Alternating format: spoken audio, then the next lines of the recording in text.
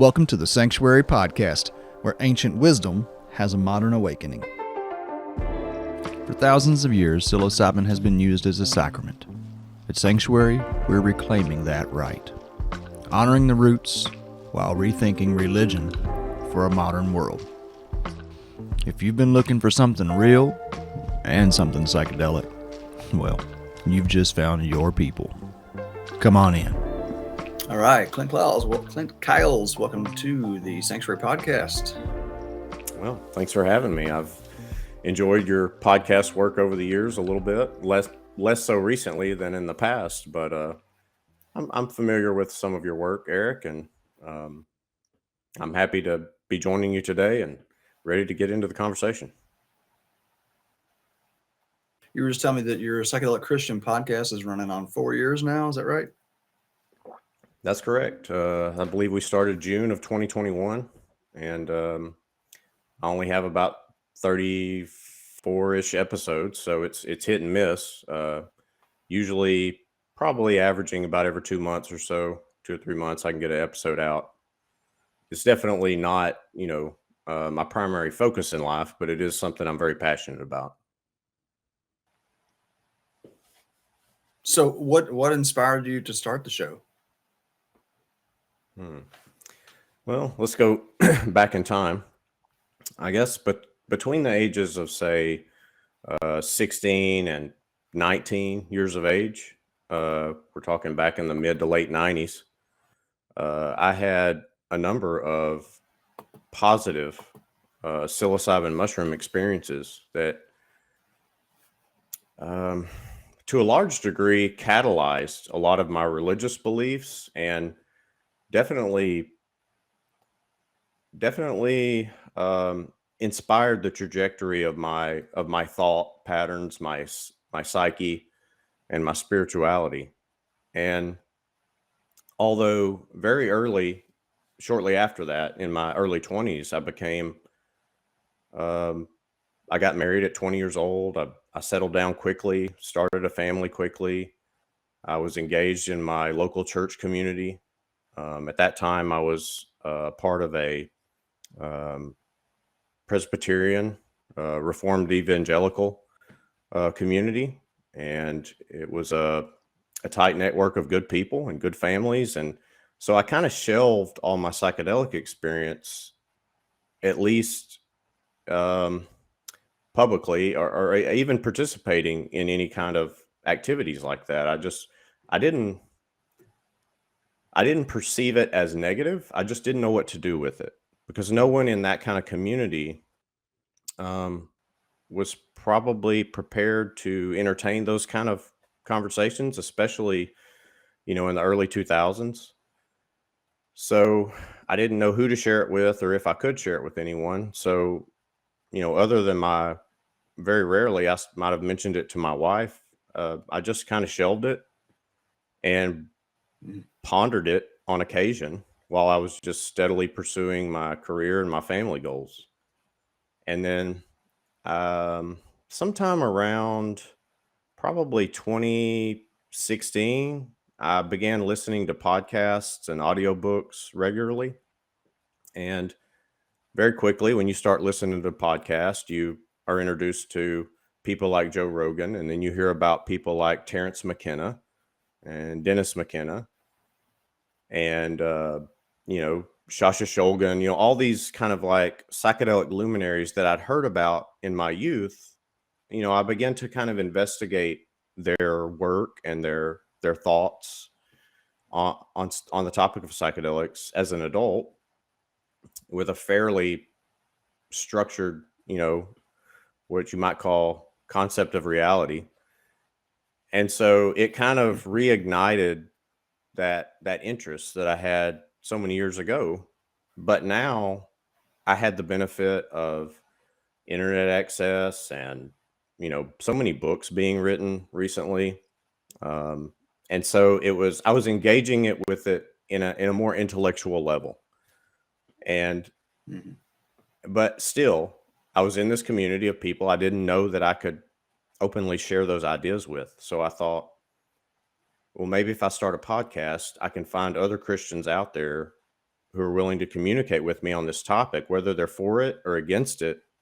I could care less. I want to begin that conversation, get that ball rolling, because I think the Christian community is going to have to interface with the topic of psychedelics, at least on some level, because it's becoming very mainstream. So I kind of got started a little bit incognito. After a few episodes, I shared it with a couple of really close friends. They were a little skeptical. They didn't see this maybe coming from me. And so they entertained it a little bit, listened to it. They were like, wow, that's interesting. Not my cup of tea, but they didn't abandon me. So I thought, well, okay, maybe, the Christian world is at least possibly open and to hear about some of this. So I became a little more public about it. And since then, I've just continued to expand my community, reach out to people like yourself. And it's been great. It's been really enjoyable. So what kind of pushback have you gotten from the the broader Christian community, if any? Almost none. I will say it's received skeptically.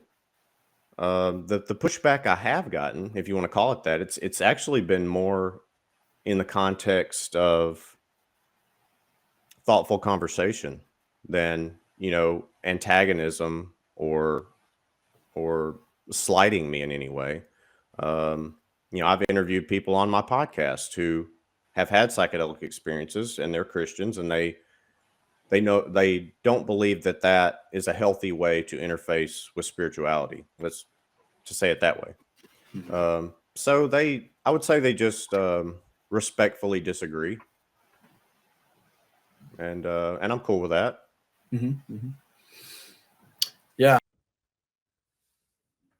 I'm kind of like considering some conversations that I've had and witnessed over the years, where there's this, there can be this psychedelics are a shortcut, or that this is somehow cheating spirituality, or that these are perhaps tools of the devil, coming from some very old Christian beliefs. And it's been pretty surprising to me, though, how, especially in the last 5 years or so, it feels like that there's been a much more of a warming to psilocybin in particular as a sacrament. And I have to wonder if some of that has to do with some of the information that's coming out around, mushrooms codified in Christian art. Does that ever come up in your conversation?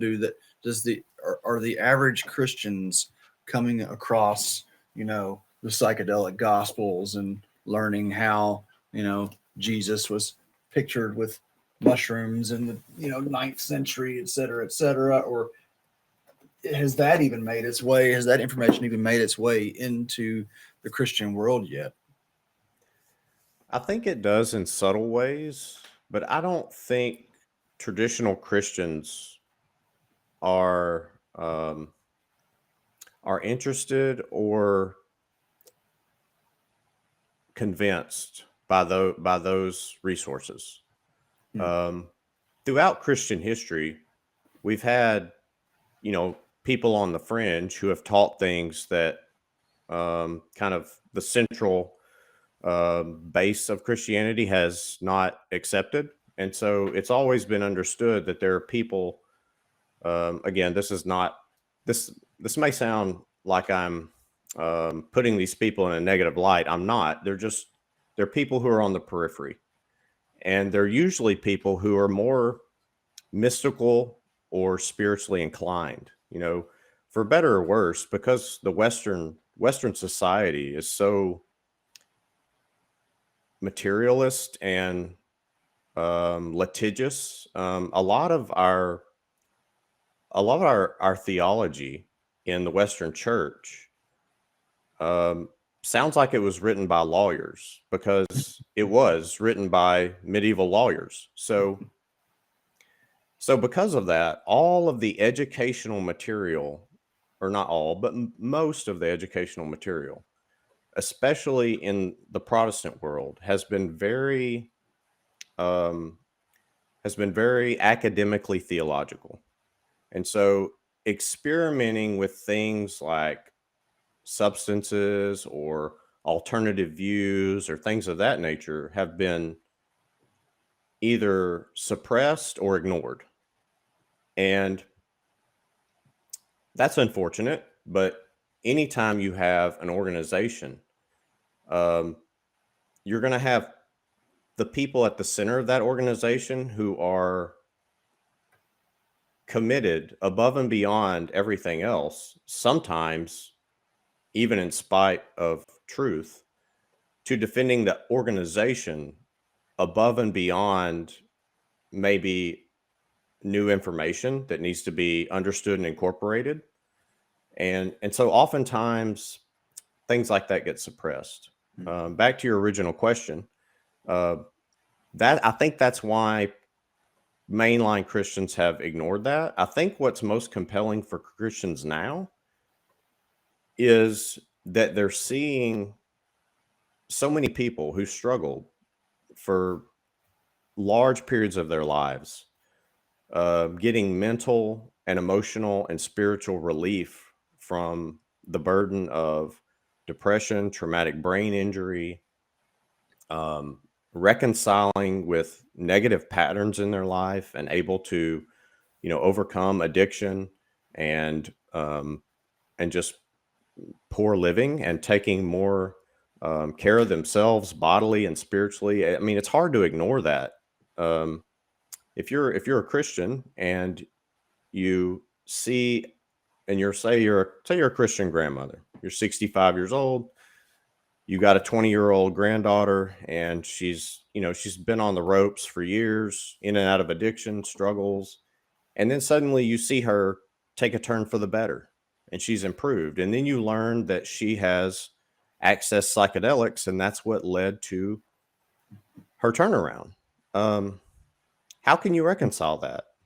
So I think it's real human stories more than anything that are compelling Christians to get interested. And then once they get interested, then they begin to maybe explore some of this literature you're discussing. That's interesting. It makes total sense, and it's kind of surprising that I wouldn't have just made that assumption myself.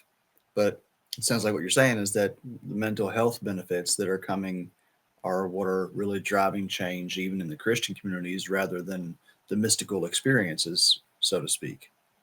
I tend to think so because Then- I think most Christians, especially Western Christians, are a little scandalized by mysticism, even though it's a part of our history and a part of our spiritual way of life. Everything's been so narrowly codified as like what the Christian life is supposed to look like, which basically means, pay your taxes and tuck your shirt in and go to a building once a week and do some corporate stuff. Um, I'm not saying that's wrong. I do that. I do all those things. But to me, those are practical outflow of the Christian life, not somehow any way definitive or imperative as part of the Christian life. That's very interesting. I never thought about that. So I grew up in Catholicism, very dogmatic Catholicism, but also a mystical Catholicism, right? My parents were into the Mary is appearing, and so I had a real appreciation for the mystical, and never saw it as separate, or I saw it as intrinsic to my religious faith and practice. And so to consider that the majority of Christians are kind of at odds with mysticism, like that strikes me as like, I just never even considered that. And then it begs the question of, after these kind of mainstream Christians start having mystical experiences with psychedelics, how does that then inform their faith in kind of a backwards kind of adoption? Does that make sense? Yeah. It's like you don't have a Because mystical experience and then become faithful. You're faithful and then have a mystical experience. yeah. I think it works both ways for people. For me, I was raised in a Southern Baptist church community. Um, you you know, you're from the South, right? Like Kentucky, Mhm. Alabama, Appalachia area. I mean, Okay. Kentucky. So Mhm. you understand, Southern 1980s Christianity probably. Even though you were Oh, yeah. raised Catholic, you probably had friends and acquaintances that were, Oh, yeah, the Baptists all yeah. around. Yeah, for sure. So you understand that culture a little bit, and so that was kind of my upbringing, and I accepted that, and to a large degree, I'm still anchored to the very core of those ideas. Um, but I think that the Catholic community has probably been better at preserving the mystical element and incorporating it in, although still slightly on the fringe, but definitely more central to the Mhm. Catholic experience. Um, I think what happened to Protestantism in the United States is when you had the founding of this nation, and then you had the Enlightenment, and all these things kind of happening at once. Everyone's becoming more scientifically oriented. We began to want to put everything in a beaker or under a microscope. And so then I think there was almost like a bifurcation in the modern human mind where even for the religious amongst us, we compartmentalized our religion so we could either be accepted or take part in this new scientific method way of looking at the world. And I don't think those things are at odds with each other. I just think um, prior to that, everyone had probably viewed the world through a more mystical and mysterious lens. And then with the advent of modern science, everything became what I would argue maybe is overly scrutinized. And so you wanted to quantify, if you had a mystical experience, people didn't believe it unless you could put it in a box, define it, and make sure that it lined up with all their theology, and then they could accept it. The same way we do now. I mean, if if I walked into your average, medical school classroom and talked about the benefits that I've enjoyed from, say, using turmeric for many years, how I've had an obvious reduction in inflammation, improved sleep and well-being, no people would want Mm. data that bring me. So Christians aren't any different because we've been raised in that thought process through, very intentionally through public education, through all of our television and media. It, anything non-quantifiable is highly scrutinized and marginalized. And that is a huge deficit, I think, to the human psyche and soul. Mhm. And it's really impoverished us spiritually. And it's going to take generations for us to recapture what a spiritual life looks like. Mm. And I think maybe I'm on the cusp of that, like trying to understand. I'm still trapped by the scientific method. I mean, as much as I want to live in a more spiritually and mystical world and mindset, I still have to get up when the alarm goes off and go out and earn a paycheck and all those things. Those things aren't wrong necessarily, but it somehow does seem at odds with our spiritual nature. Mhm. Well, it's interesting to note how uh, mental health in the United States, in particular, has just continued to deteriorate year after year after year. And the solution that we continue to come to is this science based pharmaceutical rather than addressing the deeper need, which I think what you're pointing to and what I have felt for a long time uh, is the mystery, being comfortable, embracing the mystery, not having an answer, maintaining that childlike curiosity that I don't know what's going on here. And even within the world of psychedelics, or perhaps especially within the world of psychedelics, it seems that this desire to understand everything at a granular level we're missing the forest for the trees here. And so I'm curious what you're seeing, or how your perspective applies to the world of psychedelic sciences. Do you feel like psychedelic sciences are missing the point here in some way as well? Hmm. No, I don't think they're missing the point. I think we're going to have both, and that's good. I just think we've been far too weighted in that direction, um, and completely marginalized the spiritual life. And I think it's going to be a reincorporation of the spiritual. But I mean, I'm also, I mean, I'm not in denial of the scientific data. I mean, it's Mhm. helpful, if you had an experience that was very positive, and your friend and their friends had an experience that was very positive, and it was, say, on a certain um, dosage per body weight, that kind of calculation and data may help inform you how to encourage the next person to take their dose, and so data is great. The accumulation of data is great. It informs us, but um, it's hard to quantify that in the spiritual world, right? Like, um, people try to do that, and sometimes it works and sometimes it doesn't, just like in the scientific world. So someone may have a really great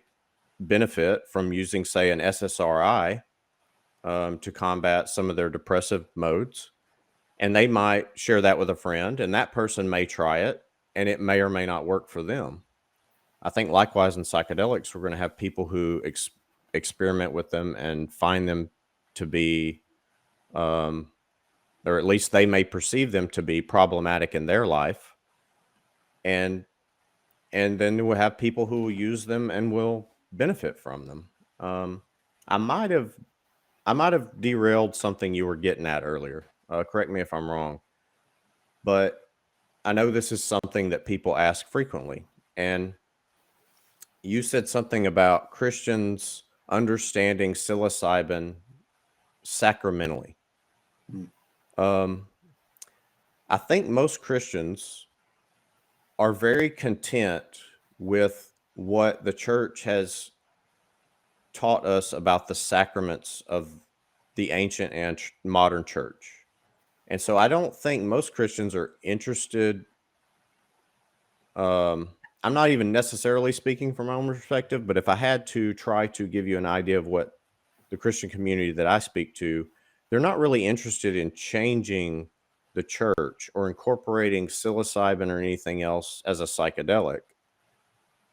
And I'm speaking broadly because I know some are. Mm. I think mostly they're looking at it more like a tool or a medication or something like Mhm. that. So Mhm. they're going to continue to live their normal Christian life, but they may either access this or encourage others to access it as a modality for healing or help. Mhm. And if I had to quantify my own position, that's probably where I land. It's now it's going to be impossible for the church not to change a little bit if, say, 50% of the church population has had a psychedelic experience. Obviously, tradition marries with the modern manifestation and your modern culture and wherever you are, regardless of your religious community, whether you're Hindu, Islamic, Jewish. All those things are going to incorporate and reflect the locale, right, to a certain degree. Mhm. And so I think if Christians do start using psychedelics, there will be, on some level, an incorporation of those traditional psychedelic ideas. We'll have to make sense of those and integrate them with our Christian thought processes. But I don't think it necessarily has to change the church in regard to its sacraments and things of that nature. It certainly Mhm. could, um, but those things are pretty well established, and I think most Christians are content with those. But they're interested in the potential of psychedelics, I think, probably more as a healing modality. That creates several kind of interesting situations and potentially problems here, especially as folks are working to incorporate. And you're probably familiar with Hunt Priest and Ligare and some of the organizations around the country and folks who are actively trying to incorporate psychedelics as living sacraments, or psilocybin in particular, and the focus on them as a mental health tool rather than a spiritual sacrament kind of shoots that whole protection or approach in the foot if it's not treated as a sacrament. And this is where I have to wonder if the medical model, the materialist reductionist model that we tend to apply, is actually doing a disservice in the psychedelic culture. Because the mental health benefits are moreover an outcome of the mystical spiritual experience. And as we continue to try to quantify this thing down, and put it into a box, even with the wonderful mystical quotient survey, to see if you've had a classical mystic experience. I'm not trying to criticize in any way, but it does feel like there's a short-sightedness in this, that we are maintaining the same. And of course we're going to, because this is the framework that we have built around us for millennia. But it feels so limiting, honestly, especially like as understanding, or I want to say understanding, because I feel like this is just, in my worldview, this is a fact that the original Eucharist, the original communion, was the original flesh of God, was the mushroom, and that the sacrament that we now have, that is the flesh of God, if you will, is a replacement for that original direct experience. And so it's just like, it's baffling to me to think that a single, moreover, a group of Christians or faith practitioners of any denomination would have an experience with these mushrooms, particularly like if you have subsequent experiences. It's one thing if you have like an experience and it's like, okay, that was interesting, that was beautiful, transcendental, or really challenging, whatever it might be. But if you continue to work with these medicines and they continue to open up to deeper and deeper spiritual realms, it's kind of hard for me to imagine that they wouldn't have some kind of a reverse impact on the communities in which they are being incorporated. And maybe it's just years down the road. Most likely it is, and say nothing changes overnight. But as much as that too, it's interesting. Mushrooms, science brought me to mushrooms, right? I was like a young mycologist studying all the scientific names and doing all the tissue culturing and microscoping the spores and all that stuff. And then through continued work with psilocybin over the years, and particularly in facilitating large group ceremonies, it just brought me to the edge of science can't go here. We do not have the tools. We do not have the ways to measure or understand what's happening here. And so mushrooms eventually, they didn't take me away from science necessarily. I still very much appreciate the sciences, but I feel like I understand now more than ever the serious, very serious limitations of Western materialist science. So yeah, it's going to be an interesting thing to see evolve. And I guess like, is there a particular demographic, if this is happening within kind of the context of mental health? Is it younger populations within Christian groups that are adopting this? What I've seen, surprisingly, is that the majority of the people that I've worked with over the years, even within Psanctuary, the majority of our population is 50 years old, probably 40 to, even what I saw in Jamaica, the majority very few young people. And I don't know if that is because younger people don't feel like they need a guide or support, or if they're just experimenting. But are there any insights you have into the demographics within the Christian population that are most likely to engage with psilocybin? That's a great question. I think, and I feel so limited in answering this question, but I'll do my best because I don't have enough data, right? Yeah. But my gut tells me, and you seem like a guy who might trust a gut every now and then. My gut tells me that you're onto something. I do see people in probably the 45 to 70-year-old range. I think maybe for some of those people, what they've seen is they either experimented with substances when they were in their youth, and then became a normal workaday person for most of their life, and now their children are grown, so they don't have the burden of when you're raising children.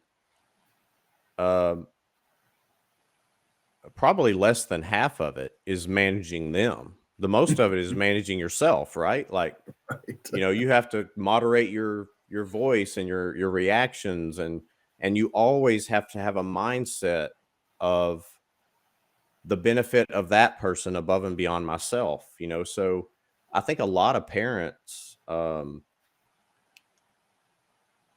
remove themselves from the potential hazard of substance use or abuse because they're afraid of that, how it may impact their children. And so if you're older and your kids are grown and they, you feel a certain freedom, I think, to maybe revisit some of your youthful ideas. Maybe I'm just saying a biography here. I don't know. No, I think I've seen this on repeat. So yeah, I think you're onto something. So it takes that kind of like release from your momentary obligations to have just enough space in your psyche to even entertain the idea of spending a week in Jamaica with Eric doing mushrooms. Like, I mean, if you're 30 years old and you've got little kids running around and you're trying to, build a fence and buy your wife a new car and, get to church on time, like the idea of going on a psychedelic retreat just isn't in like the cards for you. You're too busy.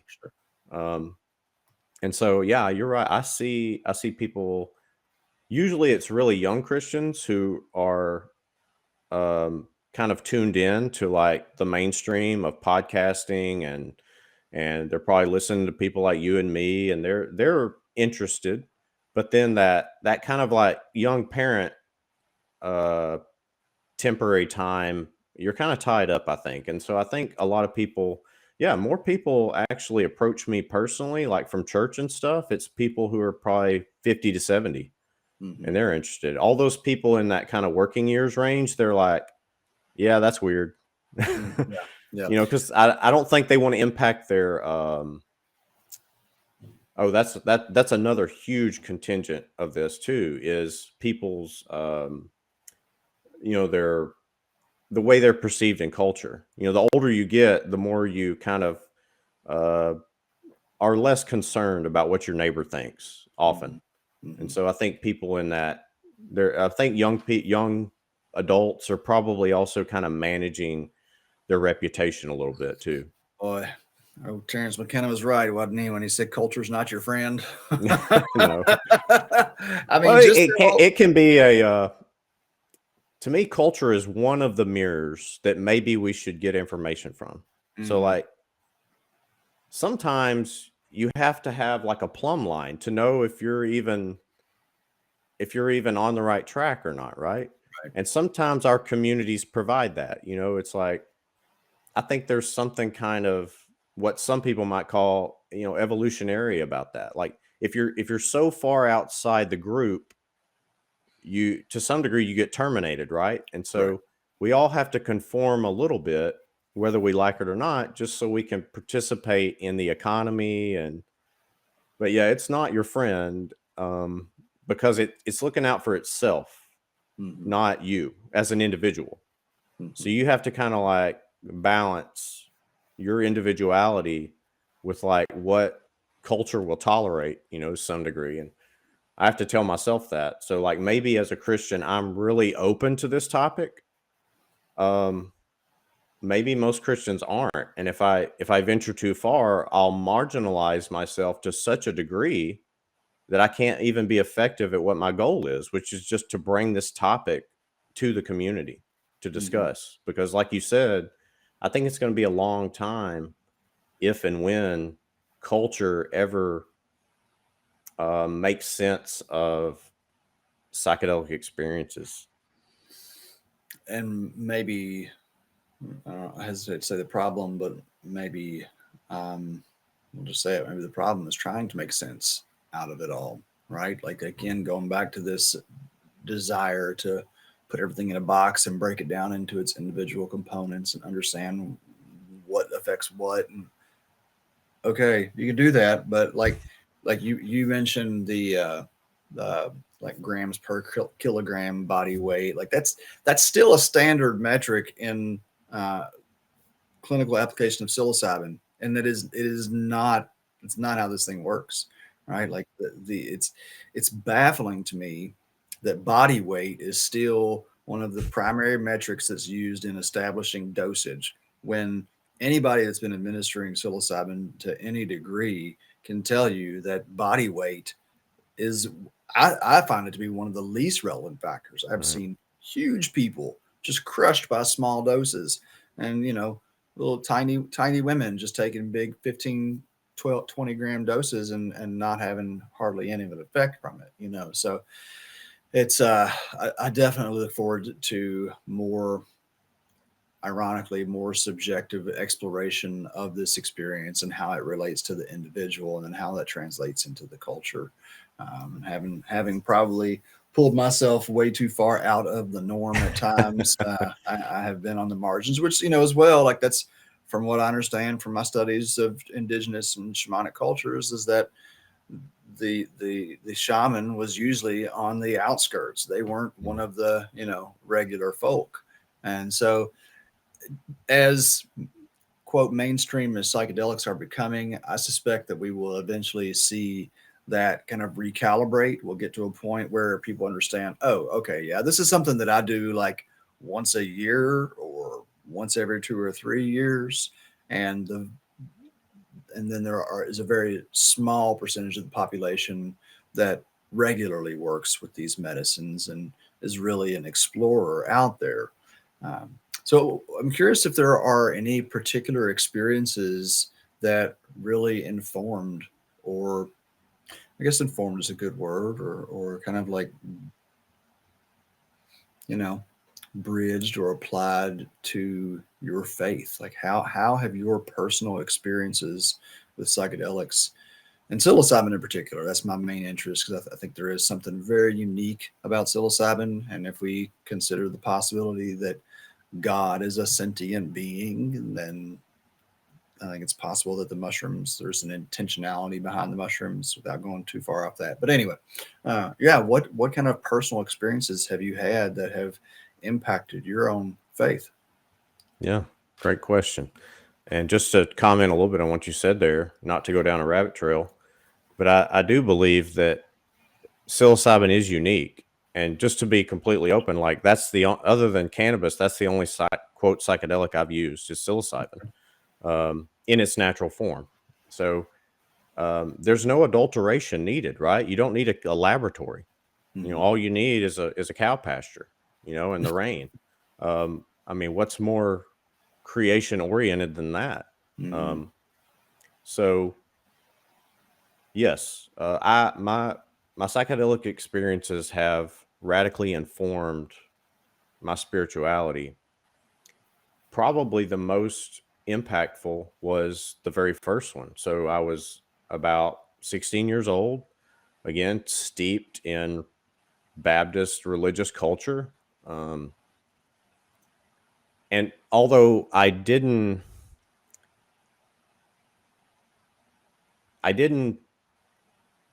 wasn't like theologically oriented, as a young person. I wasn't like studying scripture and studying commentaries and different arguments for different, theological positions. I was always a very open-minded kind of Christian. And so even though I was raised Baptist, like almost all my friends were from different religious communities. I had some neighbors down the road that were Catholics. All my buddies at school were Church of Christ or Methodist or some other flavor. And so I would visit church with them. So I was getting kind of like exposed to a broad range of Christianity. But again, it was all, I mean, obviously there was some emotion and spirit there that could be felt at times, really palpably, but it was mostly words, right? It was mostly books and words, and like some old guy like belting out, angry, sinners in the hands of an angry God kind of stuff. And so I didn't deny that stuff, but I just kind of let it wash over me. I didn't feel like that was my Christian experience. I didn't feel like my experience with God was this like hostile, like broken home, where God was going to whip my ass if I, smoked a cigarette or something like this kind of moralistic do-gooder thing. That really is like a modern, mostly Protestant framework. But so when I had my first experience with, well, to some degree, cannabis did this as well. Like it opened a little window and I was like, okay, wait a minute. Like this isn't what I've been told. And it seems really positive to me. And so then a couple years later, I'm introduced to psilocybin mushrooms. And I thought, chances are this is similar to the cannabis. People are telling me this is not good. People are telling me, this isn't from God. God put it here. If you believe in creation to any degree, if you come from any Christian, paradigm, you probably believe in that. It was hard for me to reconcile that this was somehow evil when it just, it was put here for a purpose. And I don't think whatever you manifestation of God is, I don't think that entity is out to get us or trip us up or hurt us or endanger us. So it's like, why would God put something here that didn't have some healthy, manageable, important purpose? And so when I tried it, that confirmed that, because it was just, wow, man, it was so revelatory and it's so expansive. I quit thinking so much about myself. I realized that I was part of and in flow with like everything God created. And it made things that I previously perceived as not a part of me or somehow against me. I realized that was mostly perception on my part. I was interpreting the world through that lens because somebody gave me that lens to look at, to filter all these things as good, bad, the devil's lettuce, iceberg lettuce, that's somehow better. So a lot of us, we don't really come to conclusions. We're born and people give us conclusions. And it takes us like a long time to crack that egg, if we ever do. Most of us never do. Most of us live our whole life without that benefit. Well, mushrooms will do that for you. You don't really have to suppose. It'll pull the curtain open and give you a little peek behind the scenes. So again, though, when that happened, though, I'm still a 16-year-old living in my parents' house. I'm still going to the Baptist church. It didn't, again, for a lot of people, I think when they have that revelatory experience, they question everything they've been taught.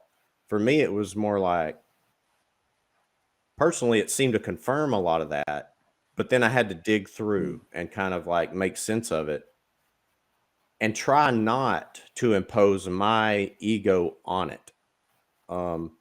Because that's one thing that psilocybin taught me, was that I'm interpreting all this stuff through my own like pettiness and like my own like sensitivities and insecurities, right? And so then I was like, wow, if I've been insecure about this and this and this, I'm also probably insecure about my religion, and I need to not be afraid of questions. If if something is a mystery, I don't have to put a bow on it and make sense of that. I can live the Mm-hmm. rest of my life with open mysteries about God. Yes. And I should be able to sleep at night with that. But for some reason, the church has, and not just the church, I mean humanity in general, we all want to drill down and just come to that concrete Mhm. thing. And so for me, the most important thing that psilocybin that I learned through that experience was that I don't have to have all the answers, and I don't need to Mm. be insecure about that. I can be secure in not knowing for sure.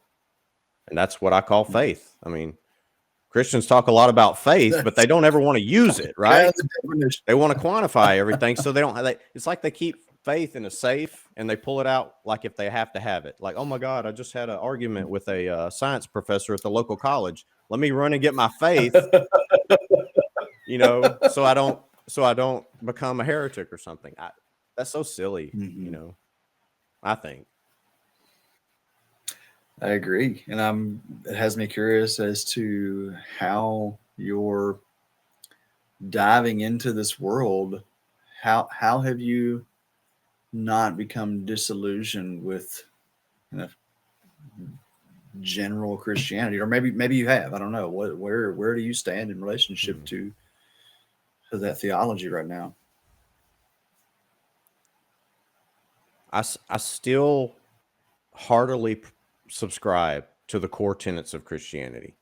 Um, that there was a man born in Judea in what we call the first century, because we don't have a better way of documenting time, I guess.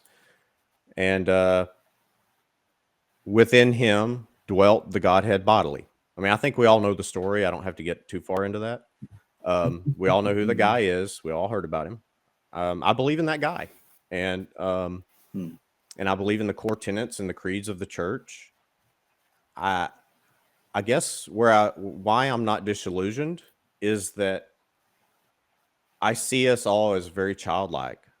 You know, all of Hmm. this, all of these layers of demands on people and all that stuff is largely just humans trying to just trying to control each other. Um, Hmm. I don't think I need someone standing over me, beating me to to have a relationship with God. I seek that out of my own heart and passion. I don't need somebody forcing me through like some kind of gauntlet to be a good religious person. Like that's what I want to be, you know? Hmm. Hmm. Um, and I think that element of control and power is is a very childish expression of the church. I think the church has been, and that's not completely without, I don't want to say justification, understanding, because in the past, various religious groups have been at war with each other. And sometimes, regardless of your religion, your faith meant life and death in your community because there was another Hmm. tribe who was coming to kill you because you didn't read the same book that they read. And so that causes communities to become very insular, and they don't want people in their ranks that are possibly going to jeopardize. I mean, you can make the same analogy to small tribes living on the plains somewhere. I mean, if someone's ideas got a little too expansive and they were flirting with the ideas of the other tribe across the prairie, like you Hmm. might want to get rid of that person. They might be dangerous to your survival. So I think that's that same spirit is what has kind of haunted the church and made us very insecure. I mean, if we as Christians, myself including in that spectrum, if we actually believe what we've been taught, then we shouldn't fear that we're going to somehow be overcome ultimately by dark forces.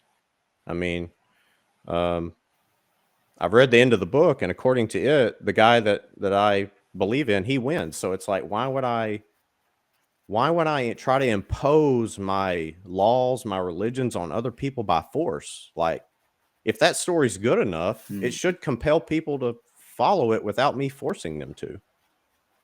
So to me, that's a very childish. So I am disappointed in the church for being childish and insecure, and thereby becoming very controlling and oftentimes denigrating to people, unfortunately. Well, I guess you might as well just be disappointed in humanity, because, like you said, that's just kind of what we seem to do, you know. Yep. I mean, I when I became disillusioned with the Catholic Church when all the pedophilia broke, and I just went completely the other end. I went in deep into Rasta, and took on dreadlocks and went into that. And if you understand what the kind of underlying philosophy of Rastafari is, and it's like, well, this, it's all one love, then this is the most peaceful community. Everybody, and man, there's so much infighting in there. And then you go into the psychedelic world and think, well, people are enlightened from their psychedelic work, and they're going to be all, working together and collaborative. And well, that's clearly not the case. So us humans, we sure are fun and interesting. It's you bring me up. So, like, this is something I've been exploring within myself for a while. Is can I call myself a Christian? And I don't think that it requires going to church to be a Christian. It's like you said, accepting those tenets of Christian faith. And one of the, I guess, the most challenging for me to accept has been this resurrection, right? Like, mainly because there have been so many stories. Like, I've got the Quran on my shelf, and the Quran has a very different story of what happened to Jesus. You've got multiple stories in the Christian Bible that kind of lay things out a little differently, and it's not 100%, in alignment. You've got stories coming out of India that supposedly Jesus went into India and lived the rest of his life there. You've got the Mary Magdalene and this, that, and the other. And because this resurrection is kind of, it's central to the belief in who this individual was and what he performed. And I've never told this story to anybody other than maybe my wife and one other person. But the spring, so there's a species of mushroom here in Kentucky, Psilocybe ovoidiosa stidiata. We call them ovoids. They grow in wood mulch and creek beds, and they're just everywhere. When you start finding them, you can find them everywhere. And I have had experiences over the years where they would tell me where to go, or something would tell me where to go, and these mushrooms would be there. And this year in particular, I was driving down the road, and I just felt like this same kind of pull, like telling me to go to this spot. And I go over to this spot, and lo and behold, eventually, like, as I find, and at this one place, I picked about 50 fresh pounds of psilocybin this year, this spring. And I was in my kitchen just cleaning, and I just got a ridiculous amount of these mushrooms all over the place. And I was in the kitchen cleaning and listening to some YouTube videos, and there was a guy on there talking about the Shroud of Turin. And this was some researcher who, he was an atheist. His wife had converted to Christianity. He was also like a constitutional attorney and some other kind of researcher. He's well steeped in science and law, basically. And he said that, well, the way I'm going to fix this problem is I'm going to prove to my wife that Jesus wasn't even real. And so I'm cleaning these mushrooms and listening to this thing. And this guy goes through this story of how he spent like, I think it's like 18 months or something going through historical texts and this, that, and the other, trying to prove that Jesus was not real.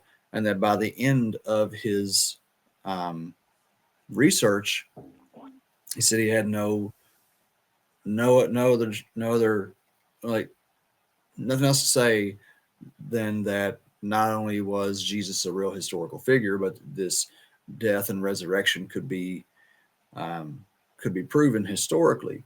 And like, I was sitting there cleaning mushrooms and I broke down in tears like I haven't experienced in a long time. And it was such a powerful experience. It's ultimately what led me to reach out to you and a couple of other folks who are, more in the Christian religious perspective here. Because a part of me is still trying to come to terms with my own relationship with Christian faith, So I don't really know what to make of that or why I even shared it. Just felt compelled to. And I appreciate you doing that, Yeah, because I think a lot of people have those moments, and it doesn't mean anything. You don't have to decide right now, like, if that's something you're going to embrace or not. You know, it's completely fair to just have those thoughts, those interests, those doubts, those questions. To me, that's beautiful. that you don't have to decide right now. It cut off for me. Yeah, it was a little bit of a glitch there, but it's okay. I was just saying that what you stated there's it's beautiful and it's human and it's pure and true, because you didn't have to decide anything in that moment, right? You could just you could have that feeling, you could think about it, you could feel it, and probably due to the fact that you've had a broad range of experiences, you probably let that thought and that feeling flow in and out of you. Is that fair to say? Oh yeah, definitely. And I mean, I especially appreciate the reality that we don't have to come to a concrete decision that this is what this means, right? Like, we hear that in uh, kind of mystical, organic, religious experiences. People we're so quick to interpret what we call synchronicity or meetings and what this means. We're so quick to interpret our psychedelic experiences and say that this is what. And I think that's just another manifestation of us trying to put something in a box just because it makes us more comfortable. Hmm. Like, sit with it. You don't have to know. Are you hearing stories of people coming back from their psilocybin journeys or psychedelic experiences and saying like, I met Jesus, or my faith is renewed, or what kind of anecdotes are you getting from the populations that you're talking to? A lot of that, yeah. Um, and I think it's about feeling the permission to think about that. So many people have such negative religious experiences, especially not just in the church. I mean, you brought up the Catholicism and the scandals, sexual scandals, which are terrible and horrible, and they should have been called out from within. And that's why it turned into this monster that it was, because there's Mm-hmm. no accountability. It's so Mm-hmm. unacceptable that an institution that shepherds the souls of people would allow anything like that to be covered up when when that's the whole purpose of the organization, is not to maintain the prestigious a reputation of the organization. It's shepherding the souls of people. And Mm-hmm. there's no excuse for it, and it should have been called out from within on day one. And likewise, Yes. there's a lot of pedophilic problems within the Islamic community, and it's probably not being called out within that community. Um, there are a lot of very bizarre family dynamics within Jewish culture, and I doubt that's being called out. It's like we have to stop. Again, it's insecurity. Oh my God, what if someone thinks the Mm-hmm. church is bad? What's more important?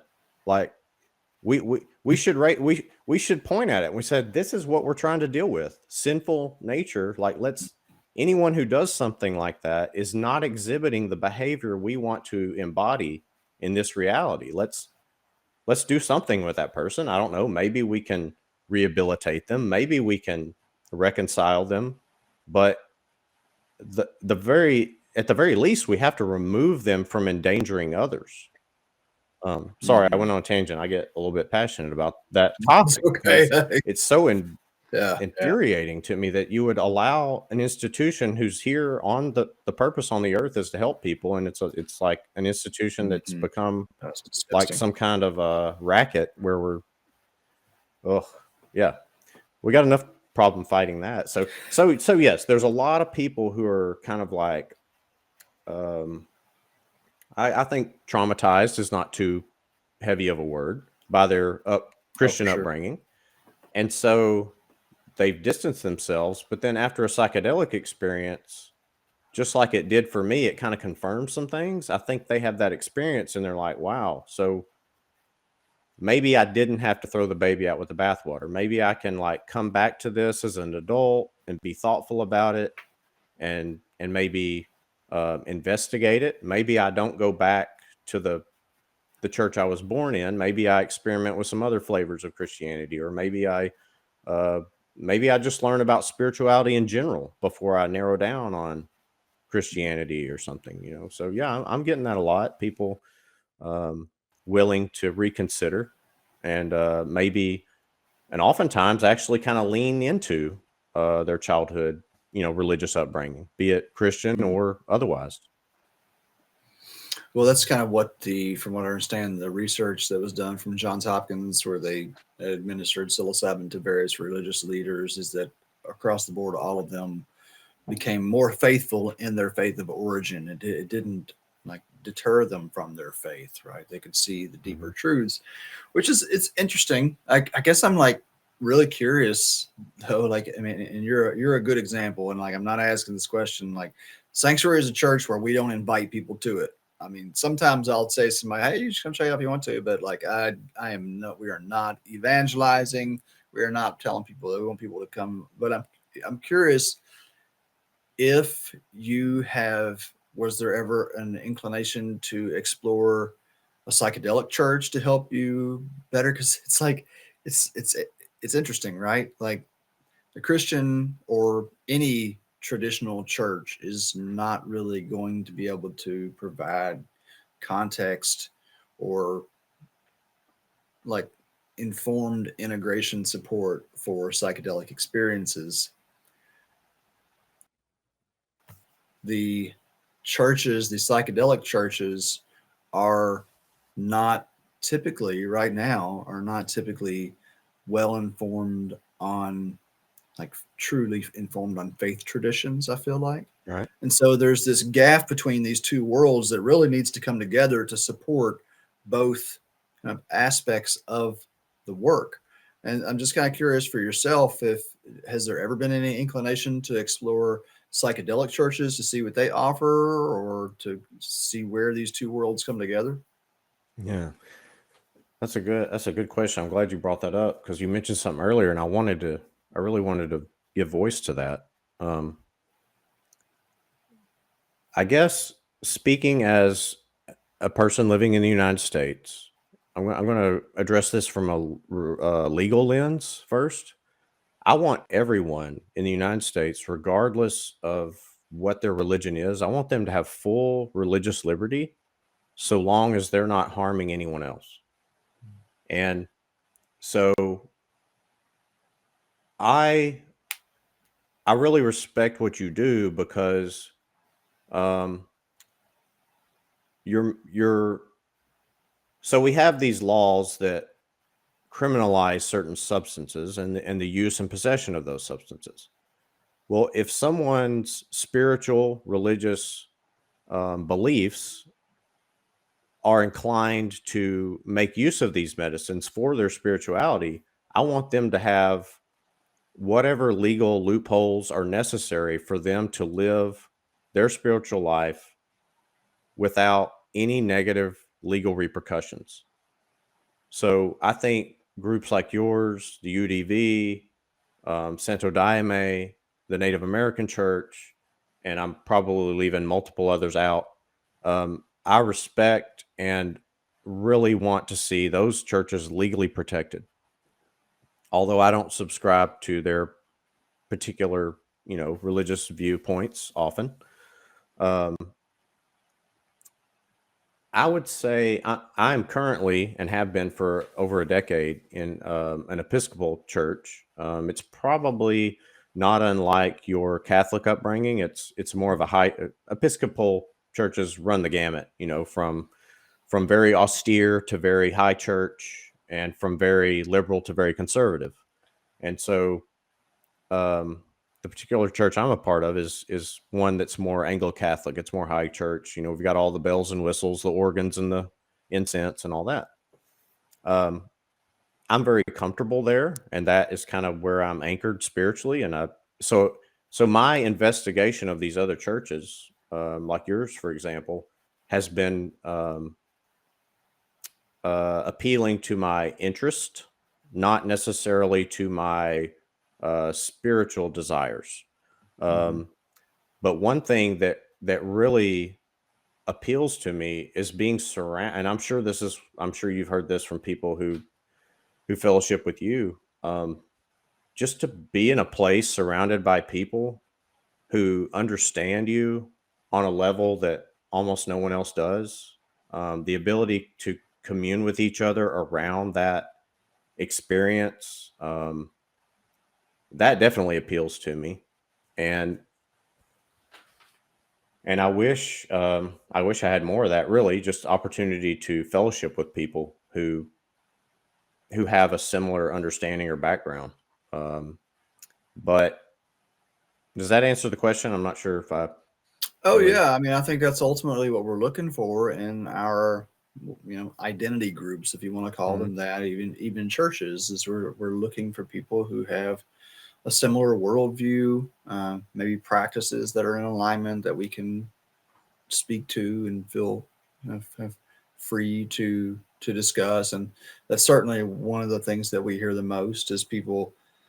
It's not as much. I mean, the mushroom is a part of it. People saying that they are so glad they can talk about their mushroom experiences, but I've been really surprised the number of people who are coming in and saying, like, I have never been anywhere where we're having these kinds of vulnerable conversations about our spirituality and our relationship to our personal understanding of God. Usually it's like someone's telling you how to understand God based on scriptures that have been passed down, and nobody's asking you about what's your experience with divinity, and then being able to unpack that. So yeah, I'm so curious as to where this goes for our nation in particular. Like the I've been saying this for a while, that the mental health crisis is a spiritual health crisis, really, Mhm. and I believe that wholeheartedly. And like a huge part of me feels that it's only natural that the psychedelic renaissance will lead to a spiritual renaissance.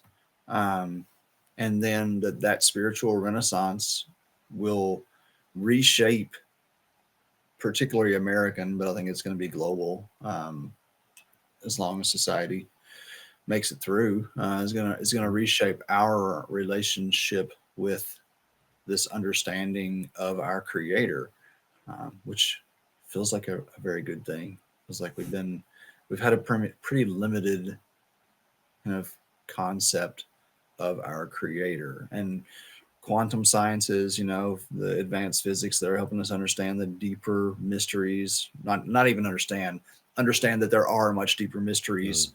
to reality that we'll probably never solve. Feels like another component that, interestingly enough, is coming up at the same time as these psychedelics, and just expanding our concept of reality so much further. Yeah, I don't. I can't see that being a bad thing. No, no. I mean, if we can expand our concept of reality and nature and God, how much less selfish and less spiteful will we be, less defensive of every tiny view we have. We can't bear Mhm. someone stepping on our toes.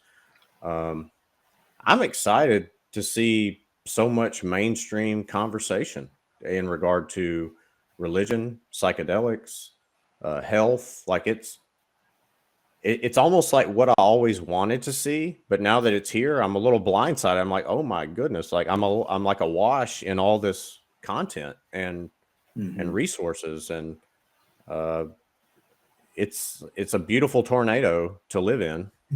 Uh, It is that's indeed.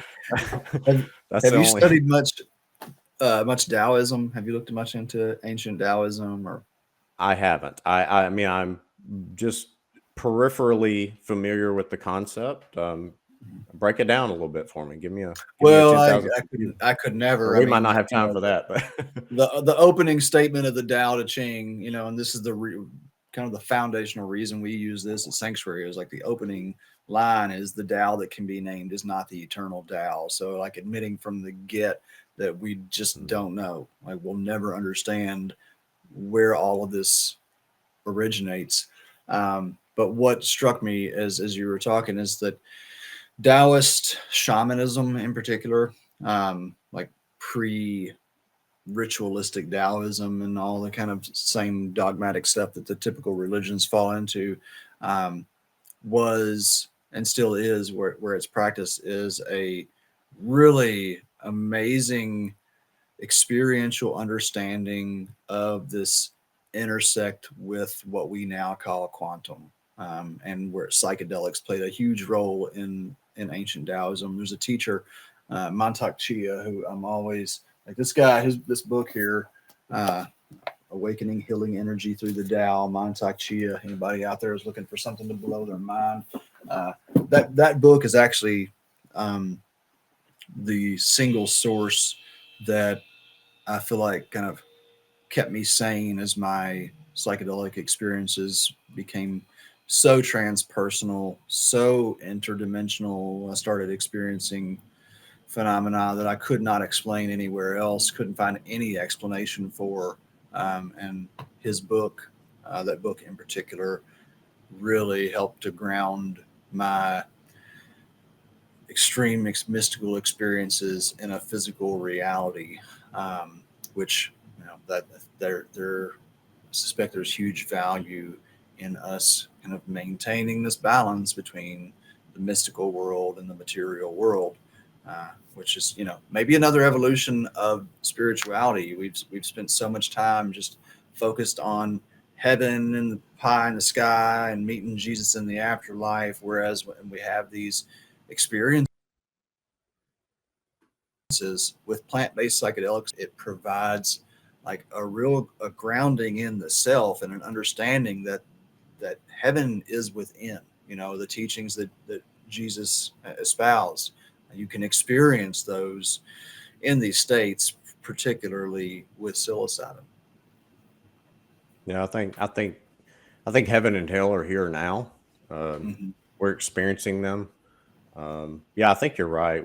There's that old analogy or saying. It's like we're all like pointing at God, but everybody's staring at your hand. They're not staring at, they're looking at your hand, and we can't see the forest for the trees, so to speak. And Mm-hmm. I don't think we can do that. Maybe in this form, in this physical life. I mean, I think that's part of the constraints of the body, is like the inability to fully perceive all the other wavelengths. Right?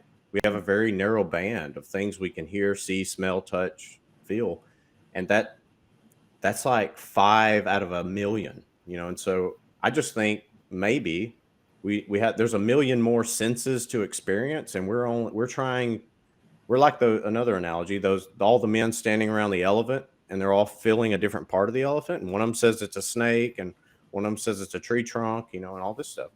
We're doing that to God. We're doing that to what it means to be human. We're trying. I mean, we're trying. That's all we can do, really, I think. Mm-hmm. And Mm-hmm.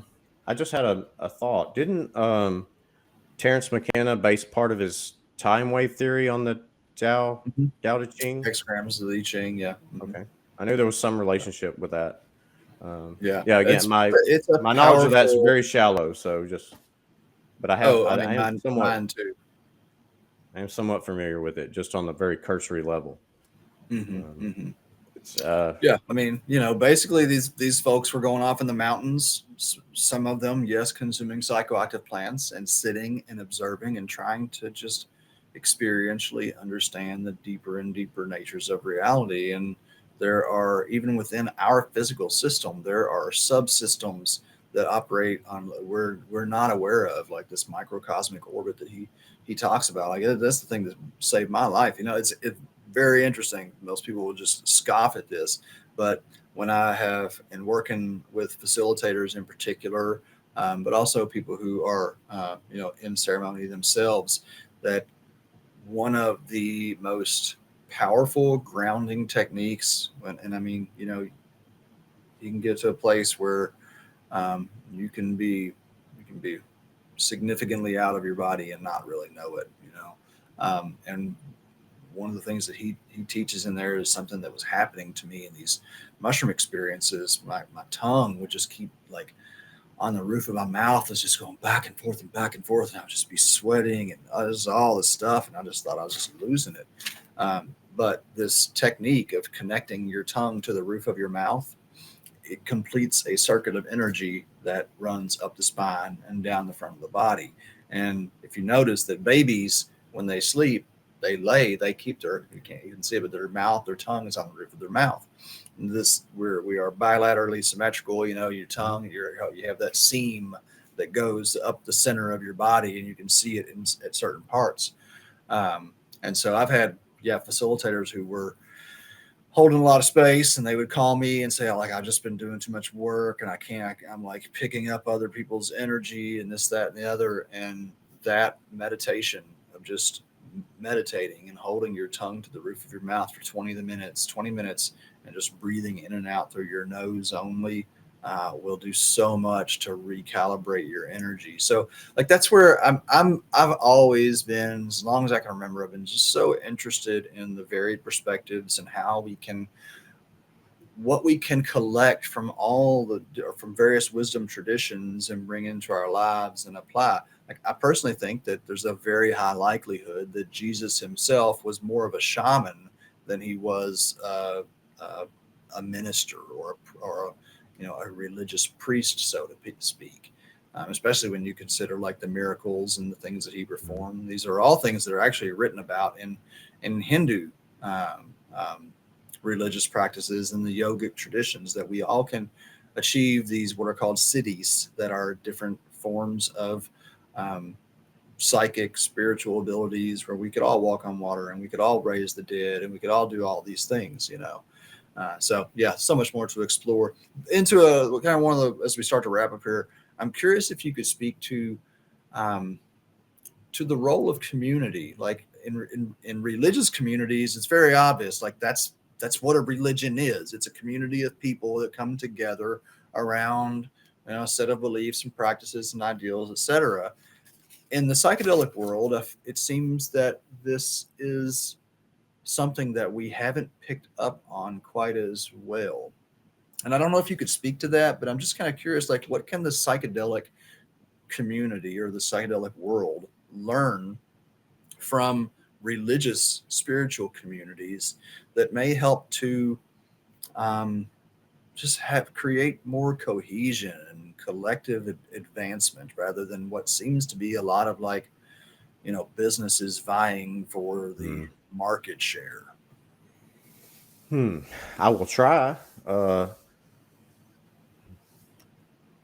don't know.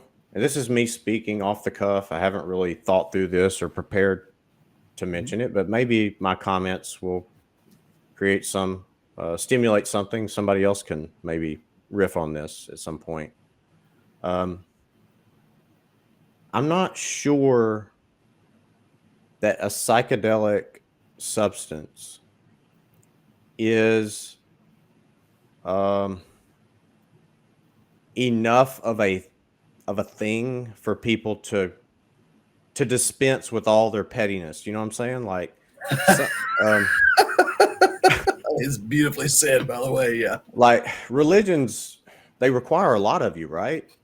Like to be a part of a church or a religious community, like there's a lot of demands to, and sometimes they're unstated. It's just like you have to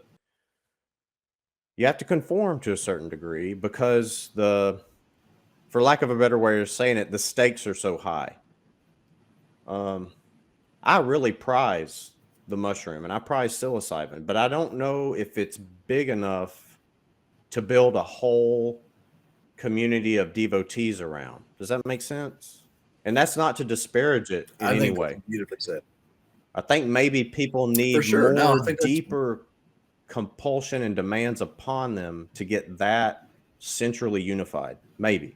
I'm just throwing that out there. I don't know.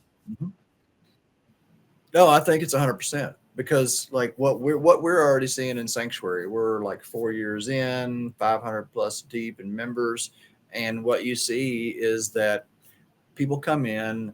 Oftentimes, folks come in and they're like, "Oh, the mushroom! I found my people. Everybody here loves mushrooms." And then as they hang out for a while, they start to see that, oh no, this is actually a church. This is like a religious community where it's not just like show up for mushrooms. There's a whole lot more that's not necessarily asked or expected of people, but it's inherent in who we are. And so there's that, and then there is I think our culture's tendency towards disposable everything.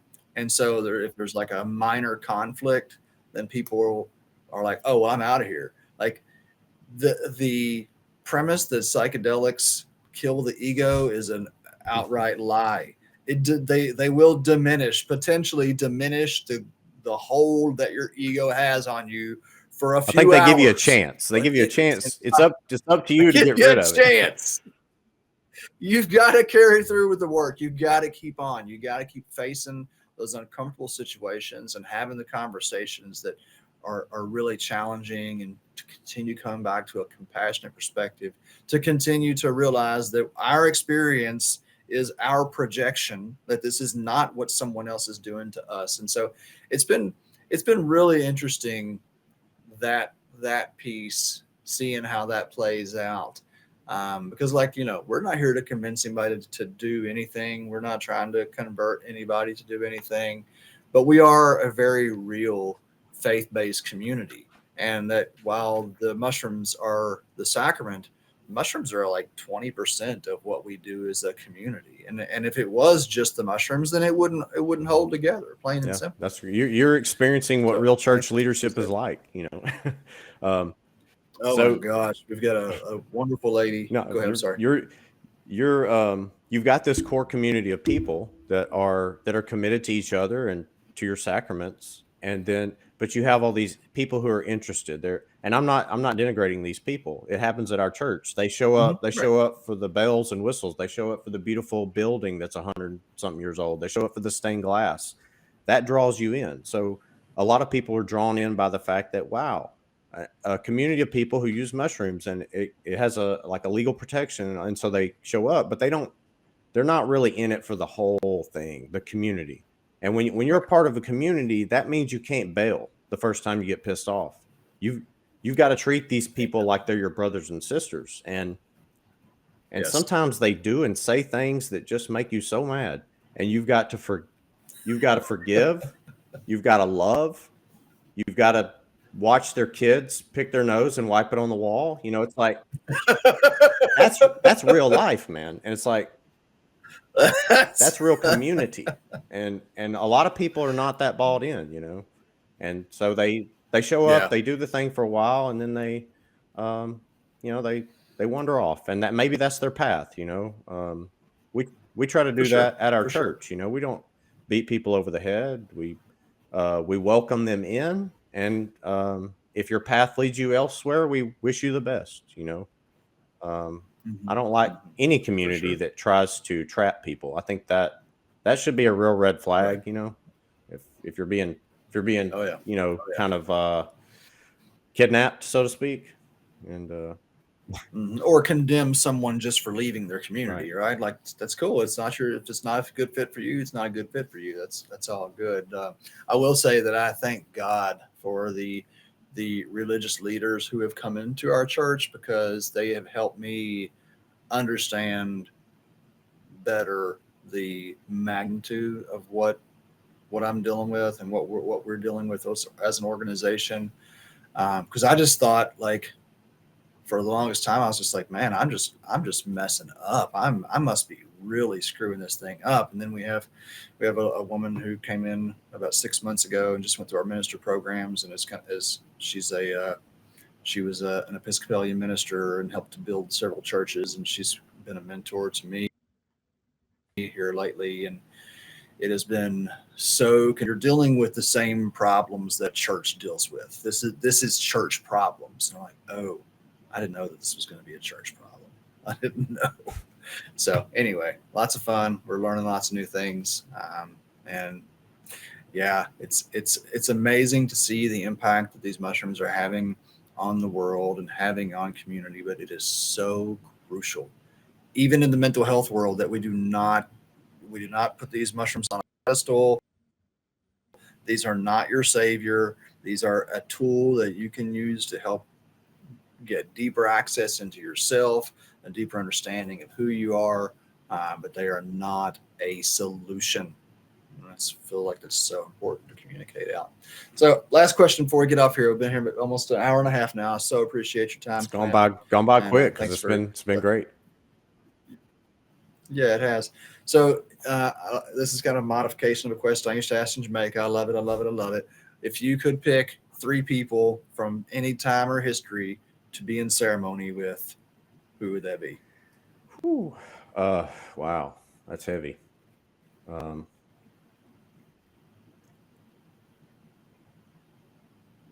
Probably Moses would have to be one. I mean, he's such a central figure to so many people's religious life, really. And he had his own interesting mystical experiences you can read about. Who else? Probably, I don't know why, I've always had an affinity for this man's thought and intellect. Even, I mean, he's far from perfect. He's far from a hero in many respects, but I feel like he was an extremely open-minded person and would be able to entertain a psilocybin journey without problem. And that would be Benjamin Franklin. I think that He's one of mine too, man. Yeah. I think that guy just, he was a savant of sorts. I don't know. Oh yeah. And then probably someone else who was deeply committed to the Christian church, and also on that mystical periphery that no one really understands. Probably Julian of Norwich or St. Francis. Like people who were considered fringe mystics in their own time within Christianity. I would love to kind of maybe get a window into their view of God, because mine is still, as much as I want to part with it, mine is still like the old man in with the beard in the clouds. I don't know if I'll ever dispense with that visual of God. But I would love to hear the experience and description of God from a person who's had like bodily levitations and like maybe weeks on end where they didn't eat or drink. All they did was commune with God in the spirit. Like I would love to. So that's my 4-ish there. St. Francis, all the birds and the squirrels and the deer all come in. He's my patron saint when I was what do they call it? Confirmed or confirmed, yeah, as a Catholic. St. Francis. Awesome, Clint. Well, it has really been a pleasure speaking with you. I appreciate your patience in getting all this set up and taking the time to talk with me today. It's been an absolute pleasure, Eric, and I'll do it again anytime. All right. Keep up the good work, brother. Blessings to you and your community. Oh, I appreciate it. Same to you. Good day.